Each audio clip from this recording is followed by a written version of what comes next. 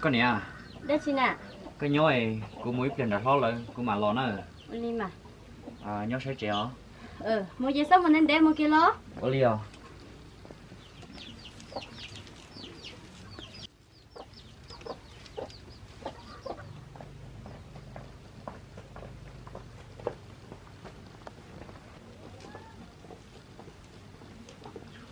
Các bạn trẻ sữa niệm phật. Giờ tôi mới lòng. Em bây giờ bao nhiêu trẻ à? Có tôi cái rồi, còn bây giờ tôi muốn đã lo rồi. Em có tuần tiền đi mua đấy chị nè. Lo, chỉ mua ra chi theo.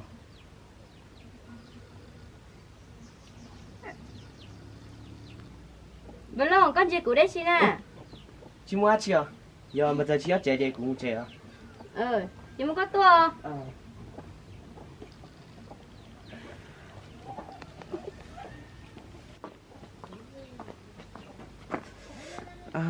Nhưng mà cho tỏ này thủ anh tháng rồi. Nếu chung thầu của anh tháng còn có chỉ nhận của mà chỉ số này thì tao bớt nhẹ xuống gâu đuôi. Là dùng tù má rồi xét cây rồi. Cho nên người ta cái nồi bóp tà lì nè. Con nè à? Có phải ngồi đó chị nè? Có tôi lo. Cô lo lo. Có gì, sao một lần lại thế? Tôi ta cái nồi bóp tà lì bác thu thế lâu. Con nè à? Ý nú của khẩu chị, của mặt kho mà. Có lọ xô họ lửa thế, ý trả chị. Có họ ôm mó theo. Có gì, bà ta con em bớ lông tôn thế con à. Ta chỉ mà có chỉ nhớ lại, cho nên tôn thế con đã chiều. Con nè à? Thế rộng chơi dầm bờ nếu mà họ lửa nếu thế tôn thế của sư.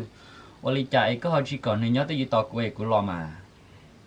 Cứ tôi hay ta chỉ mà nếu hay tia chơi con lò này mà tôi nó. Ở lý à? Chị lo ý một trẻ à? Lý mà.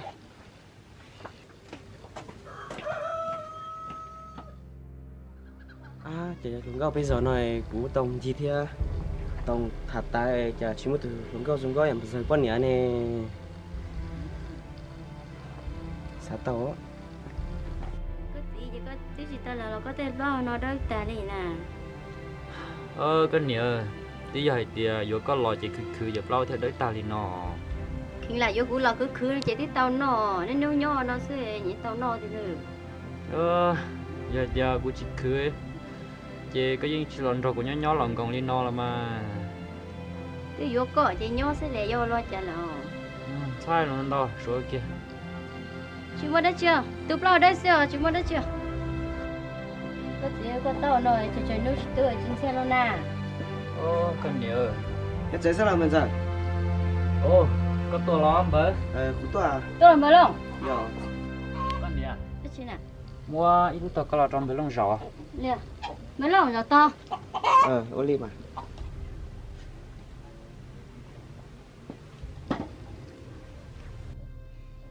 Con nhớ. Đấy gì nè. Bể lông tốt sao lại chị có bóng bay khó xua hậu chị chỉ biết tao nọ. Oli mà. Tao xe nè. Chỉ nên có cũng ba chục bên nọ. Oli à. Bể lông có tua chả cú sữa lò có tua mua đất xin à. Mình sợ cú mới tụi nó có là cá giòn đấy. Cú xài bón nhẹ. Chỉ mua tiền rồi cú mua cú xài thì có là cú biết phơi rồi nhưng cho cú bón nhẹ nó. Ô linh tơ tao mà bể lông giờ linh tơ có xã cõi một tài xỉn nó lo chia ta kia mà mua. Giờ có khổng nó ta chỉ nó một cú tao.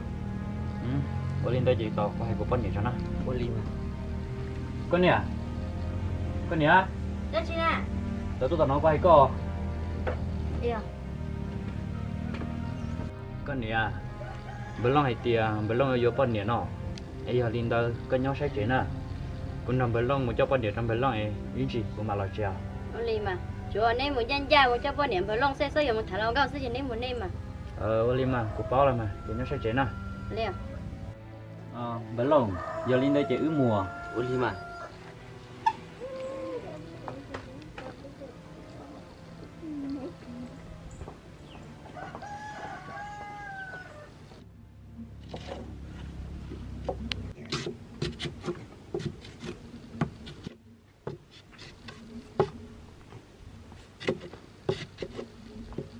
bao có chi nào nếu tôi lo lắng cô đi đang bố sợ lo cam bao nhà ly cũng tốt cho con thuộc cũng nhớ có một cào lòng có hai tiền là hai đàn à cam bao quay tiền lòng cho có hai tiền chế mua là mua sớm mà nhà ly chỉ thấy một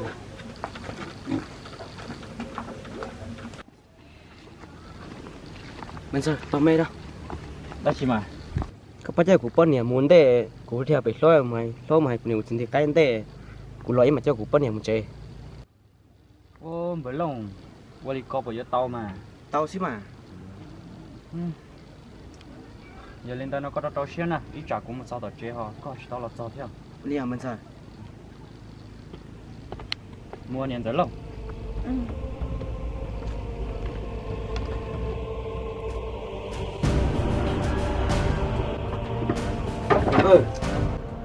bữa lâu nên tôi vô con này đâu con ơi chạy con lo xe con từ bây giờ chỉ lo nè ôi giời mình giờ chơi ít rồi là cái gì mình giờ chỉ mình giờ tụ cú không câu chơi mình giờ chát tè mù chơi cú chỉ bảo cá chơi hai chỉ tao thì cú chơi lò xí à đây là tiền mà con đẹp sức ca để con từ bây giờ chú đi cô ca đi à mà cái này có một sai mà cho nên đây cô chỉ muốn sai sai cho tổng thôi tiếp theo vô con này sẽ nó cho muốn béo luôn đi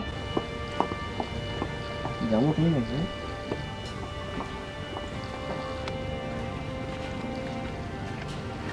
ô niệm bữa lòng chưa qua đi chạy cái tí lợi cho tàu bữa lòng lấy chế cha chỉ còn bữa lòng to đi cái nhau nó tàu mấy gì cứ mà mua linh đó mà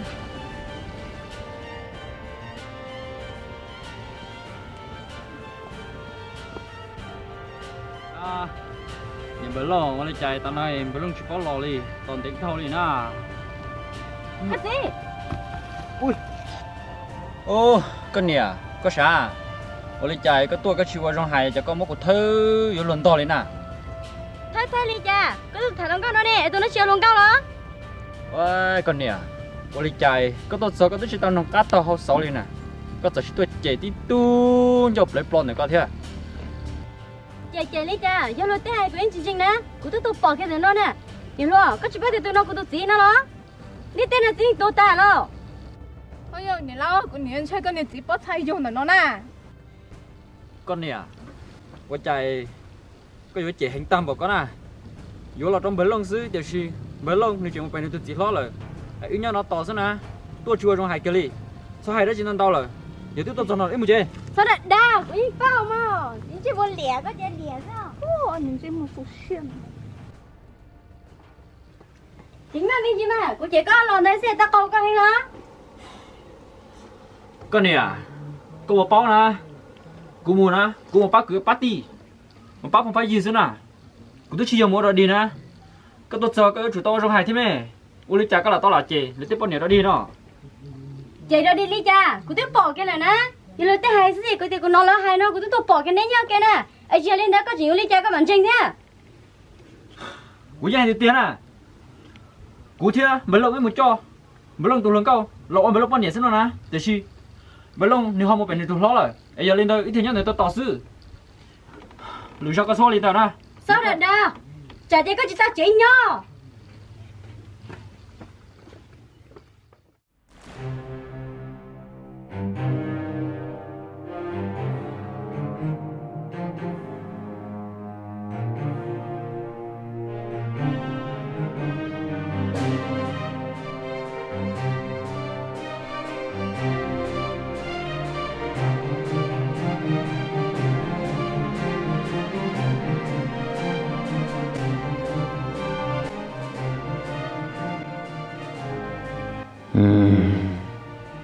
giờ hai tiêu cú yêu qua đánh mình lo lo cho trong bên dưới ô tô rồi để rồi bên dưới chỉ trong bên dưới tụ này kia rồi cú yêu cười lúc gì mình chỉ có trong bên dưới tụ này mua bên dưới tụ chỉ sự cú thấy yêu yêu tao bên dưới tụ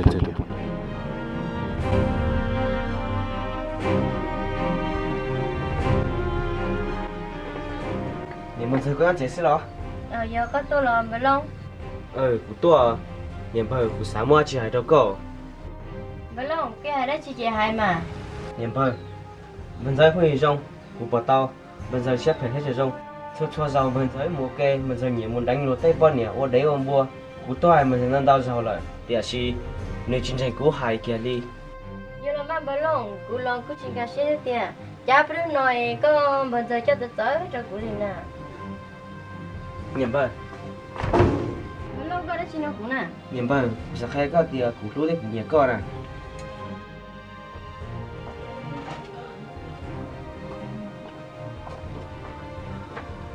cái gì cú sao mà bây giờ lừa nó có Con nè một đó chỉ hai tao mà cái gì bây giờ tiền ý là lo nên ta nó sư có anh chỉ lúc cú đi con nè coi đó chỉ là con mà quan nên lão ta nó cú dùng lúc sẽ để bỏ cho con cú dùng chỉ là cái gì đó chỉ tiêu đi có chỉ dành cú đi cha bao lâu đứa tao đó cú nè cú nó có nhớ chỉ tao là có ý chuyện như một nhà là sao con nè nhiều muốn nhớ đi chả mà giờ hay tiền cú chỉ cho có nhiều muốn chỉ tao kia đi giờ có cho thế chỉ cho lo cú yên chỉ quấn chứ nó có nhớ chỉ trong đó chỉ là cú yên chịu có là con nè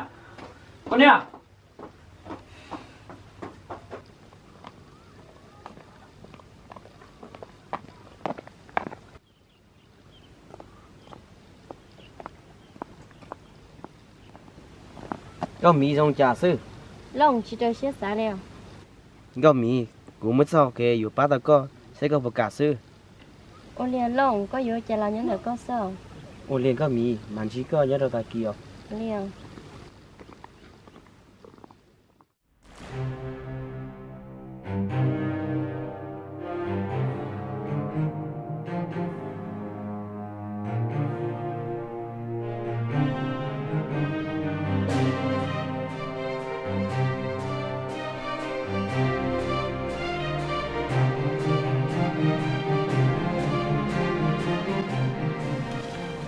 nhớ rồi chút tụng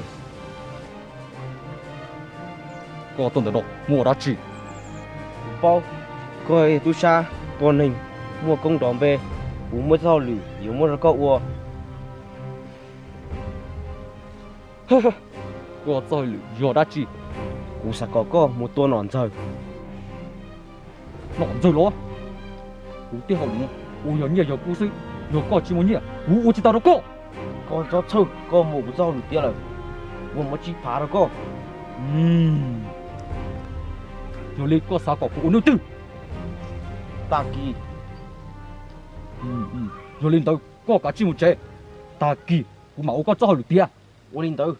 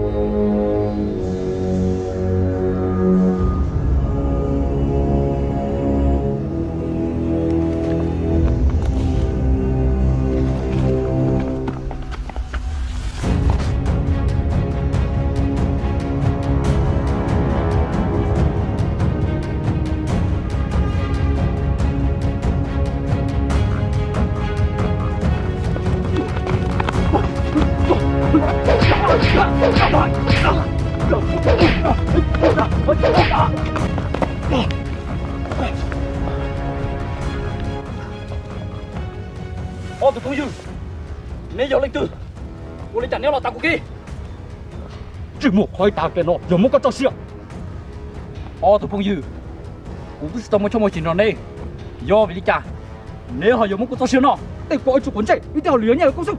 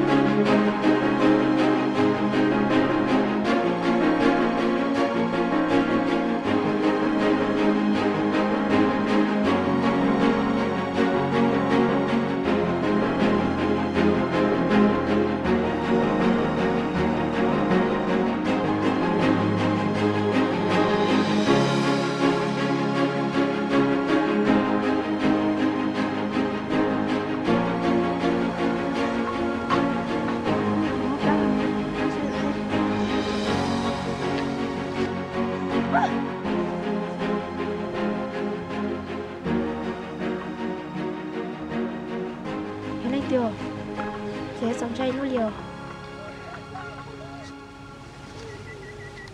cho nên tin chưa vì chân đau này